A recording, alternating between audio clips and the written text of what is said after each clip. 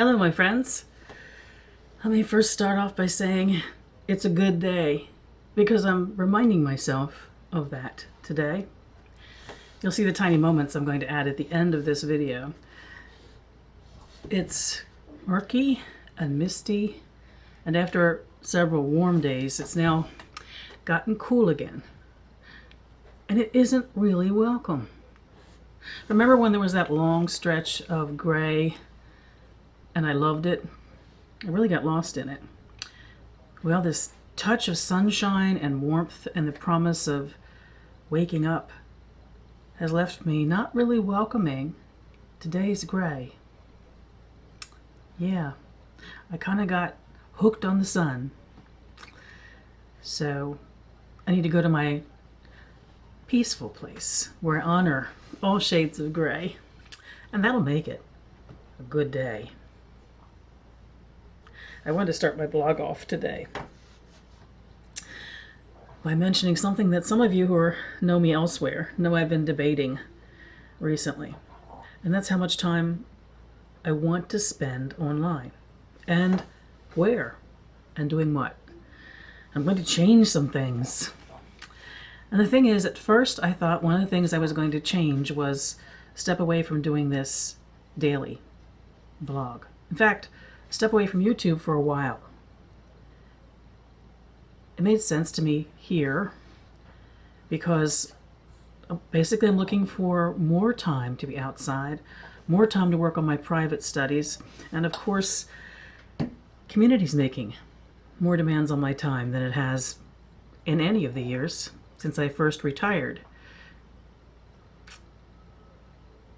It was a matter of thinking about time spent and where. Oh, I knew I would miss doing this vlog when I stopped because I've met so many wonderful people through the experience. And then something interesting happened.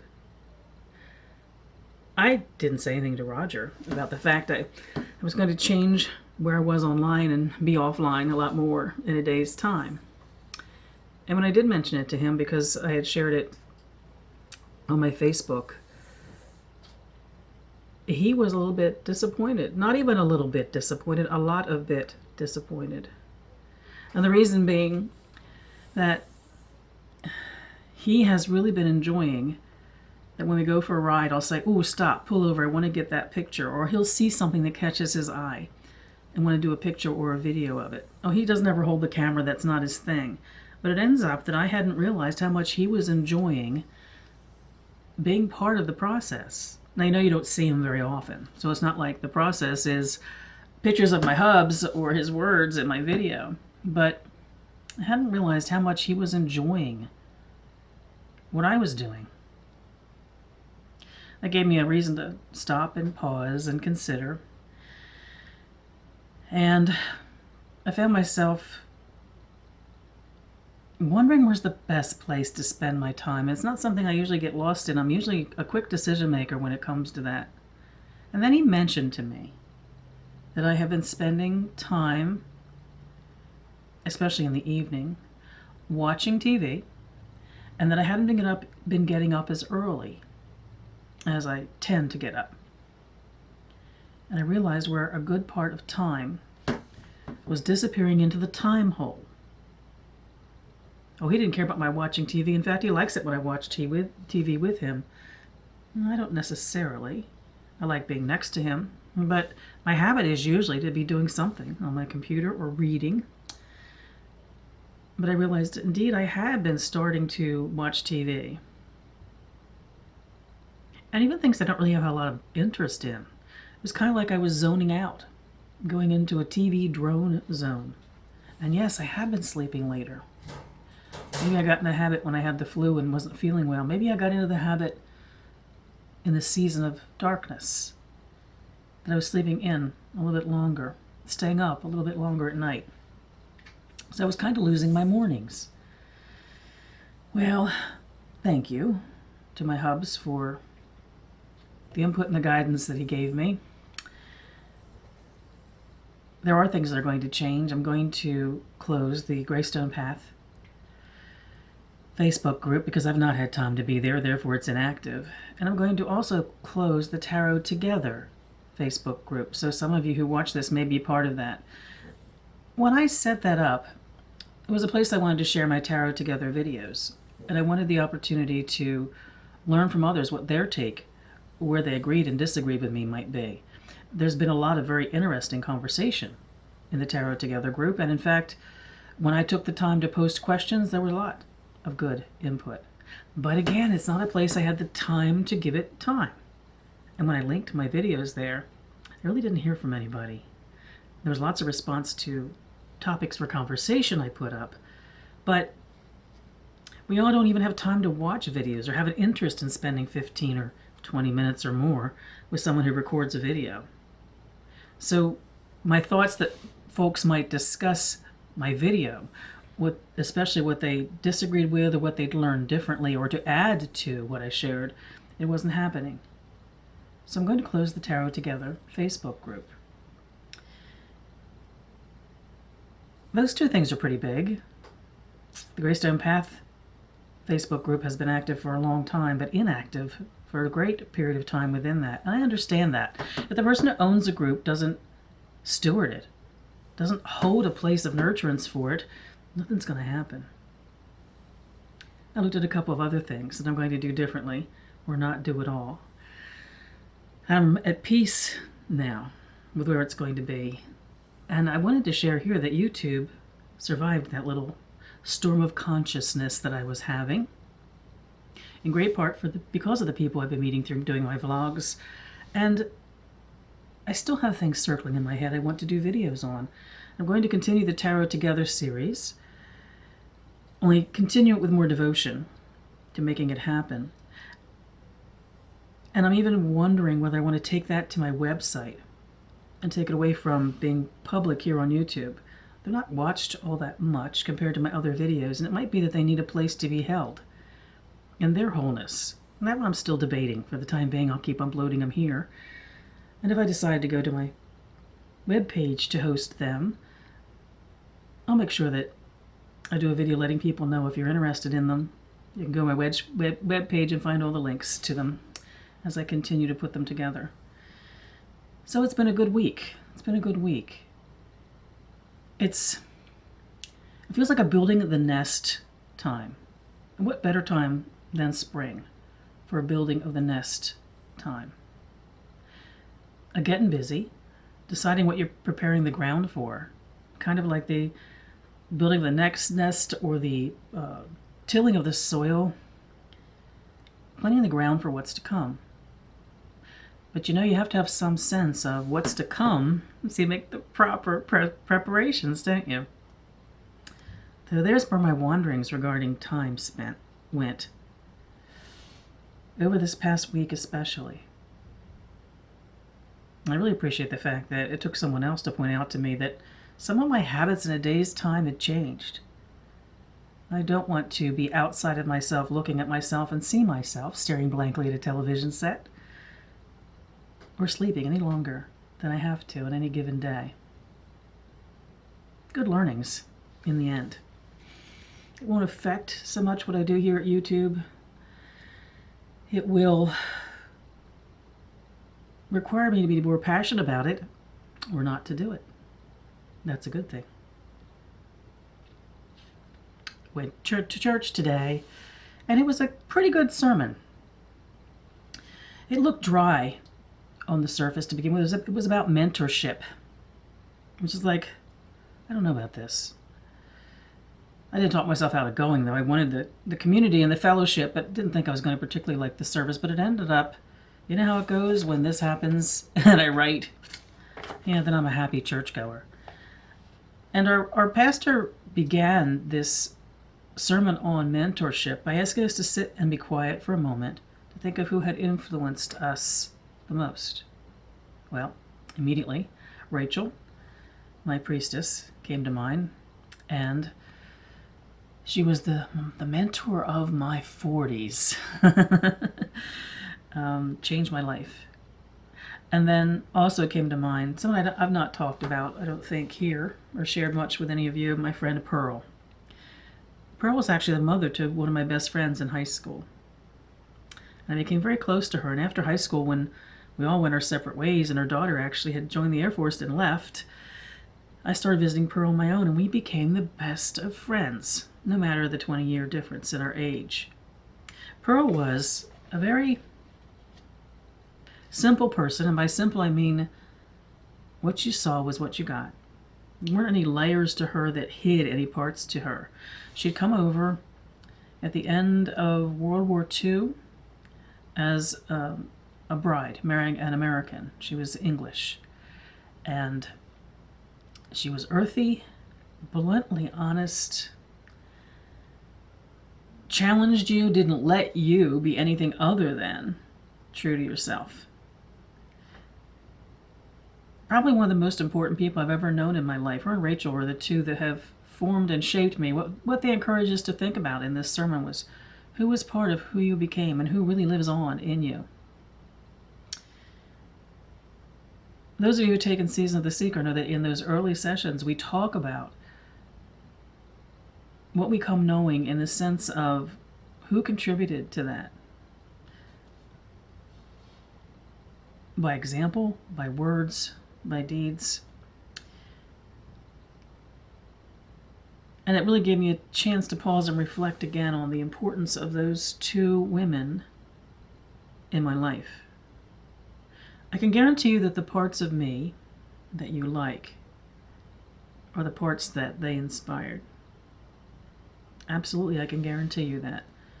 So I had a chance to sit quietly and honor Pearl and Rachel. The two of them never met, although they were in my life at the same time. Rachel passed away the year I turned 50. And real close to that time, I think it was right before that, Pearl passed away from complications from double mastectomy and some infections after surgery.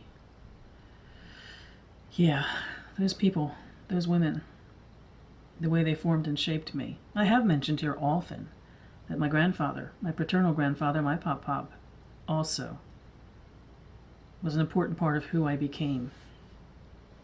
So I sat there in church today getting to honor the three of them. They've never met each other, but they live on inside of me. Another note I made on my order of service is we sang the song May It Be, which I think I know as a song. We didn't sing it actually, the choir sang it for us. I think I know it as a song from Enya. I think. And I'm not a big Enya fan. And maybe because of that, I never really listened to the words of it, but part of the words are, believe, and you will find your way. I think maybe there's a video topic that has to do with believe, and you will find your way. I'm putting it out there in this just to wonder what that phrase triggers in you. And there was a comment made as part of this. If we receive support and guidance, and we appreciate it, we truly appreciate that we are then better at paying that forward, at being that for someone else. And that we can only do that by being the most us that we can be. I can only achieve that if I am the most Annie that I can be. And the connection to those who have mentored us, those who have come before, is sometimes we come to understand our authentic self when we see mirrored in the eyes of those we trust who we are. Because they're unconditionally accepting us for just that. And we can't pass that on. We can't be that for anyone else, or even more generally to the world in general, if we aren't being our most authentic self. And we have this responsibility to explore what that means. And the last thing I had noted, there was a hymn that we sang, which I think is an old song from the 1800s. I never know in a UU hymnal whether we've changed the words to it or not. We tend to do that. I don't like that. If we can't accept a hymn how it was originally written, to me, don't put it in our hymnal. Write a new one if you need to, but don't bastardize an old hymn. This one seemed like it might be the original words. It just went so beautifully with the music. It was called The Lone White Bird. The hymn itself, the song, felt like a dirge to me, so it wasn't very uplifting. But the refrain was, "Great Spirit, come and rest in me." Great Spirit, come and rest in me. It was a good day at church. I didn't feel like socializing today, so I didn't linger afterwards. Just gave hugs to a couple loved ones and left. Sometimes I just don't feel like that mixing and mingling part of community, but I loved being there. And I love that I like to go into the sanctuary before services and sit quietly. I don't go out and mix and mingle ahead of church. I usually do it afterwards. And I just love that I was sitting there just eyes half closed, just being in my peaceful place. And one by one, several of the people that have come to know at the church over the last month came and sat down silently next to me on either side and back and in front of me. That's what it's all about for me, my friends. That energy of recognizing each other. It was quite a blessing to have those people sit with me today. I think that's going to be it for the vlog today. Well, I do want to share with you what I'm making for dinner, and I'll try to take pictures as I do that for you. It couldn't be simpler. We've been in the habit, because we've had so many coupons, of going out to dinner a lot recently, and I'm really missing being in the kitchen. I think that's one of the other things that's been impacting my days and how I choose to spend my time is the time it takes to, you aren't near any restaurants, you have to drive quite a distance to get to them. So the time it takes to get to them, to be served and to eat and to drive home, is taking 3 hours out of my day. And we won't stop that, because Roger truly loves the getting out and about that includes going out for his meals. But I need to do the majority of our meals at home. It gains me back a lot of time, plus it gets me back in the kitchen. Today is such an easy dinner. It's called cocido. And there are more sophisticated versions of cocido than this. I think this may have even come from a Weight Watchers cookbook. I went to Weight Watchers in my 30s. Actually, it worked very, very well for me, I have to admit. It's the only time in my life I've actually been at a healthier place in my body, a stronger place. It's the last time I could sit cross-legged, come to think of it. Cocido, the Weight Watchers version of it. It's a pound of sausage and a pound of ground beef.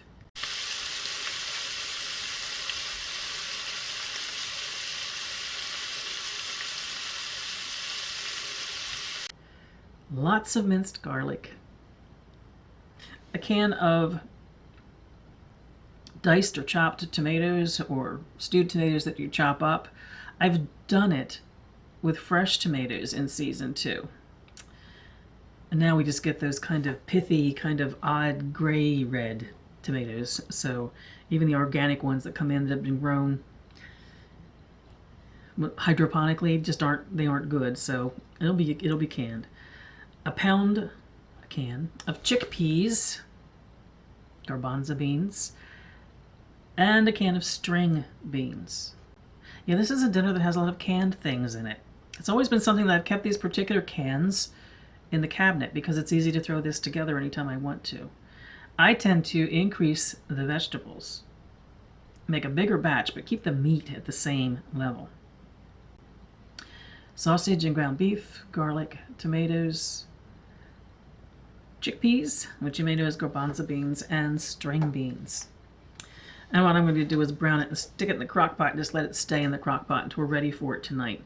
It's a stovetop dinner that you can have ready in 20 minutes, but I'm going to let it simmer in its own juices for a while in the crock pot.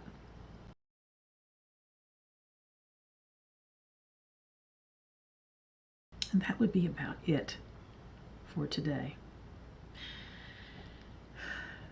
I'm going to spend the afternoon getting back in touch with my inter-gray day. Goodbye for now.